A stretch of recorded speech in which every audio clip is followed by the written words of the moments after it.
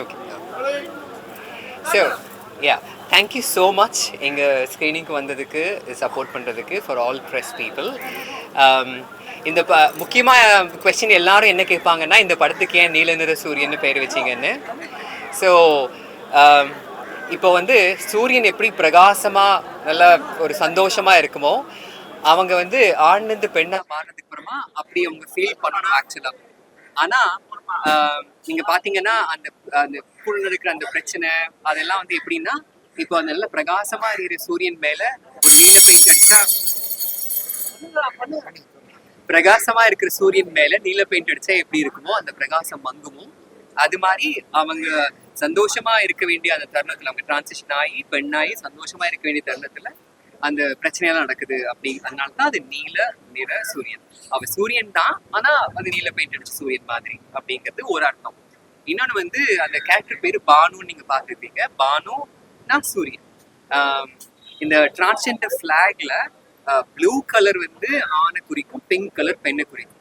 So இதுல நீலம் is actually மேல் டிரான்சிஷன் ஆகிறதுக்கு முன்னாடி, சூரியன் வந்து பான். ஸோ அது இந்த ரெண்டு நாள தான் அந்த பேரு வந்து நீல நிற சூரியன். ஓகே, ஸோ இது சொல்லிட்டேன். If you have any questions I love to sir. சென்சார்ல வந்து they gave us URA. மெயினா அந்த ஏ எதுக்குன்னா மெச்சூர் கான்டென்ட், நம்ம மெச்சூர் தீம்ஸ் வந்து எக்ஸ்ப்ளோர் பண்ணுவோம் இல்லையா. மற்றபடி there is nothing. ஒரே ஒரு இடத்துல ஒரு இதை மட்டும் கொஞ்சம் மியூட் பண்ண சொன்னாங்க. that was the only thing. மற்றபடி there was no issues. ஸ்டோரியை எடுக்க ஒரே நிமிஷம். நிறைய ஃபெஸ்டிவல் அவார்ட் வாங்கியிருக்கு. எப்படி ரெஸ்பான்ஸ்? ஸோ இது வரைக்கும் மொத்தமா 23 இன்டர்நேஷனல் ஃபிலிம் ஃபெஸ்டிவல்ஸ்ல இது ஸ்க்ரீன் ஆயிருக்கு. we have gotten 8 awards including best picture, best performance in a lead role, அது எல்லாத்துக்குமே. so far we had gotten 8 awards.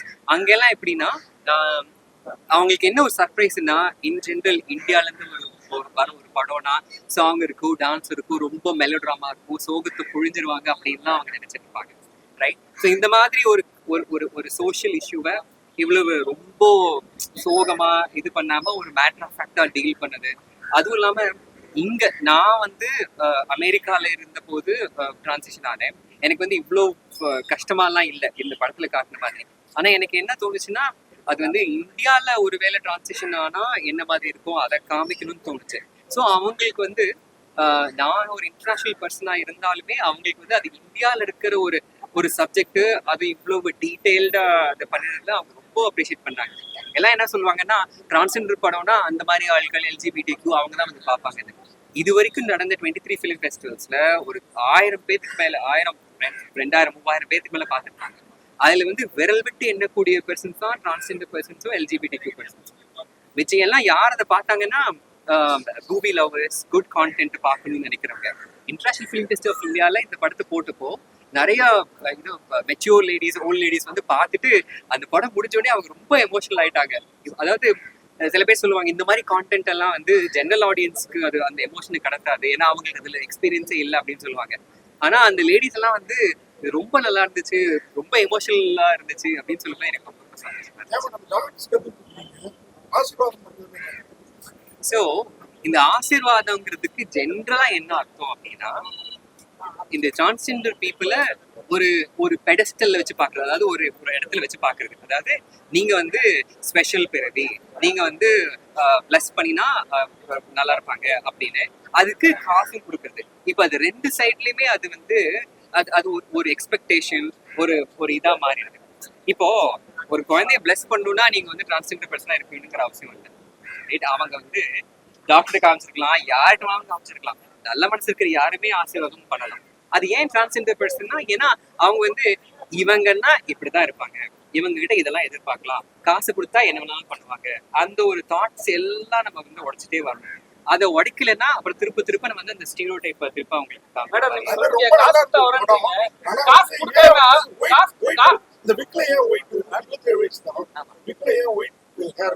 என்னோட ஒரிஜினல் ஹேர். சோ நம்ம வந்து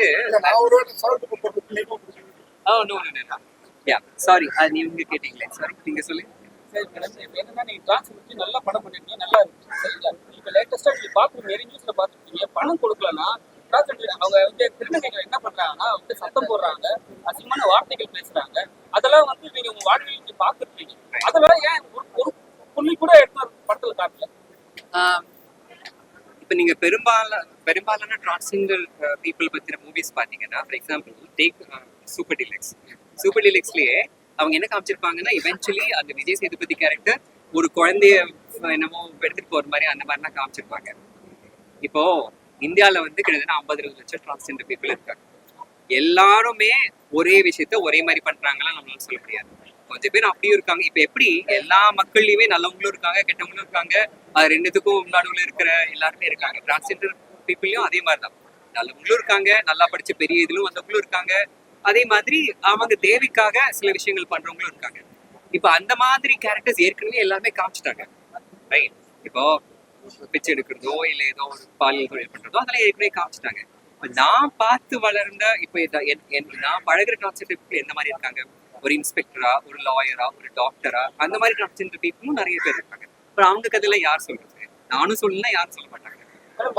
வாழ்த்துக்கள். படம் பார்க்கறது நல்லா இருக்கு. மேடம் லாஸ்ட் சீன்ல ஒரு சொல்லியிருப்பீங்க, உங்களுக்கு நடக்காத விஷயத்த வந்து நீங்க வந்து ஸ்கூல்ல வந்து பண்ண விஷயத்த வந்து ரொம்ப வந்து பொலைட்டா வந்து எல்லாம் பண்ணல அப்படின்னு சொல்லியிருக்கீங்க. ஆனா வந்து இப்ப இருக்கிற ஜெனரேஷன்ல அது நடக்குதா? அதாவது சில ஸ்கூல்ஸ்ல கொஞ்சம் கான்சியஸ்னஸ் இருக்கிறவங்க இந்த மாதிரி விஷயத்த இன்னும் அதிகமா ஸ்டூடெண்ட்ஸ்க்கு தெரிய வைக்கணும். மென்டல் ஹெல்த் பத்தி, செக்ஷுவல் ஹெல்த் பத்தி இதெல்லாம் தெரிய வைக்கணும்னு நினைக்கிற சில ஸ்கூல்ஸ் இருக்காங்க. ஃபார் எக்ஸாம்பிள் நான் வந்து டெல்லியில நான் அமெரிக்காலேருந்து சில சமயம் வந்து மீட் பண்ணும்போது இந்தியாவுக்கு வரும்போது டெல்லியில் இருக்கிற சில ஸ்கூல்ஸ் வந்து என்ன பேச சொன்னாங்க. ஐடி ரூட்கியில் பேச சொன்னாங்க. அதே மாதிரி என்ஐடி ரிச்சியில் வந்து இதை பற்றி பேச சொன்னாங்க. ஸ்டூடெண்ட்ஸ்க்கு வந்து டிரான்ஸ்ஜெண்டர் பர்சனோட வாழ்க்கை எப்படி இருக்கும்னு சொல்லு அப்படின்னு சொன்னாங்க. சில பேர் பண்ணுறாங்க. நான் பிஎஸ்சி டெக்ல படித்தேன். நான் இது ட்ரான்சிஷனாக எல்லாம் முடிச்சு திரும்ப ட்ரான்சிஷனாக எல்லாம் முடிச்சு பிஎஸ்சி டெக் திரும்ப போகும்போது நான் அவங்ககிட்ட சொன்னேன், இந்த மாதிரி நான் ஹாஸ்டல்ல இருக்கும்போது எனக்கு சில விரும்பத்தகாத விஷயம்லாம் நடந்துச்சு. அப்போ நம்ம வந்து இங்கே ஒரு எல்ஜிபிடிக்குக்கான ஒரு சப்போர்ட் கிளப் ஆரம்பிப்போம் அப்படின்னு சொன்னேன். அவங்க இல்லை கோயம்புத்தூருக்கு இதெல்லாம் ஒத்து வராது, நம்ம இங்கெல்லாம் பண்ண முடியாது அப்படின்னு. ஸோ மெஜாரிட்டி பீப்புள் இன்னும் அந்த கன்சர்வேட்டிவ் மைண்ட் செட்லாம் இருக்காங்க. இவங்க குழந்தைங்க இப்போ 17-18 வயசு இருக்கிற குழந்தைங்க, அவங்க கிட்ட இதெல்லாம் கொண்டு போகக்கூடாது அப்படின்னு நினைக்கிறாங்க. பட் இந்த படத்துக்கு யூபாரே கொடுத்துருக்காங்க. விச் மீன்ஸ் 13 வயசு மேல இருக்கிற எல்லாத்துக்கிட்டையும் இதை பத்தி நம்மளால பேச முடியும். செக்ஷுவல் ஹெல்த் பத்தியோ இல்லை செக்ஷுவல் வெல்னஸ் பத்தியோ மென்டல் ஹெல்த் பத்தியோ இந்த மாதிரி விஷயங்கள் நம்ம தாராளமா பேசலாம். ஸோ என்னோட தாட் அதுவாக தான் இருந்துச்சு. நல்லா இருந்துச்சு. வாழ்த்துக்கள். இல்லப்பா டைம் ஆயிடுச்சு. இல்ல இந்த படத்துக்கு இப்போ வரைக்கும் இல்லை. ஆமா, இவர் கேட்ட என்ன நடந்துச்சு அப்படிங்கிறது பேசிக்கா நீங்க பாத்தீங்கன்னா அவங்க வந்து இதை விட்டு கூட்டிட்டு போயிடுறாங்க. சோ இதுல 2 விஷயம் நடந்துக்கலாம். ஒண்ணு வந்து அவனோட கேரக்டர் தானவே நீ என்ன நடந்தாலும் நடந்துட்டு போ அப்படிங்கிற நிலைமைக்கு அவனோட கேரக்டர் வந்துட்டான். சோ நான் என்ன சொல்ல வரேன்னா, இதுக்கப்புறம் என்ன நடந்தாலுமே அவனால அதை எதிர்கொள்ள முடியும் அப்படிங்கிறது தான் அதோட இது. பிகாஸ் அவன் சொல்றான் இல்லையா, என்னவோ நினைச்சிட்டு போ, நான் என்ன பாத்துக்குவேன் அப்படின்னு. So that was the end of அதுதான் அந்த கேரக்டரோட ஆர்க்கோட climax. Congratulations for your first debut. Thank you. Wonderful. Thank you. எனக்கு ஒரு விஷயம் என்னன்னா, இந்தியன் ஃபிலிம்ஸ்ல, தமிழ் ஃபிலிம்ஸ் எஸ்பெஷலி டிரான்ஸ்ஜெண்டர்ஸ் எப்படி போர்ட்ரே பண்றாங்க நினைக்கிறீங்க?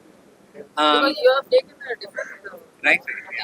But இந்தியன் ஃபிலிம்ஸ்ல, தமிழ் ஃபிலிம்ஸ்ல டிரான்ஸ்ஜெண்டர்ஸ் ஜெனரலி எப்படி போர்ட்ரே பண்றாங்க? ஸோ ஒரு 5 years முன்னாடி வரைக்கும் நீங்க பாத்தீங்கன்னா கேலியாவும் அது காமெடிக் எஃபெக்ட்டுக்கும் அதுக்காக தான் மெயினாக டிரான்ஸ்ஜெண்டர் பீப்புளை யூஸ் பண்ணியிருப்பாங்க.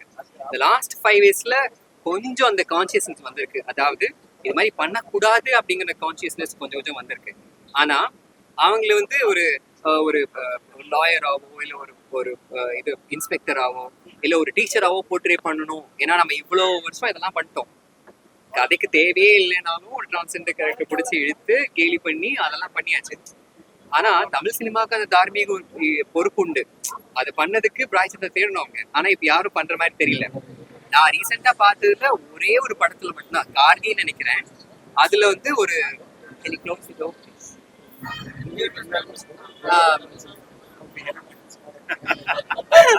சாரி கார்கின்னு ஒரே ஒரு படத்துல மட்டும்தான் ஒரு டிரான்ஸ்ஜெண்டர் ஜட்ஜு இது பண்ணிட்டு இருப்பாங்க. ஸோ ஐ திங்க் இன்னும் நிறைய அந்த மாதிரி regular main stream characters transgender people பண்ணுவாங்க. ஏன்னா விநாயகர் பாட்டு போடுறீங்க, அப்புறம் சர்ச்சுக்கு போகணும்னு சொல்றீங்க.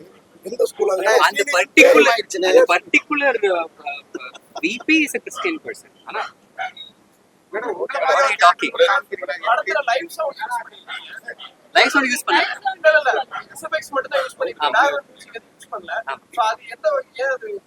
அது வந்து என்ன இன்ஸ்பயர் பண்ண சில படங்களோட தாக்கம் தான். எஸ்பெஷலி 3 படம். ஒன்னு தித்தின்னு ஒரு படம் கன்னடால, அப்புறம் செழியன் சார் எடுத்த டு லேட்னு ஒரு படம் தமிழ்ல, அப்புறம் மராத்தியில சைத்தன்ய தமானி அவர் எடுத்த கோட்னு ஒரு படம். இந்த 3 படம் பாத்தீங்கன்னா அதாவது ஜென்ரலா நம்ம என்ன பண்ணுவோம்னா, இப்போ ஒருத்தர் அழ வைக்கணும்னா என்ன பண்ணுவோம், 2 டயலாக் பேசுவோம், அந்த கேரக்டரும் அழும், அதுக்கு மேல இவங்க பயங்கரமா அந்த அழுக வயலன் மியூசிக்கும் போட்டு நம்மள வந்து அழ வைப்பாங்க. அதெல்லாம் பண்ணாம அந்த எமோஷனை கடத்த முடியுமா அப்படின்னு இவங்க இந்த 3 படத்தையும் சொல்லியிருப்பாங்க. So I just wanted to do the same. Thank you.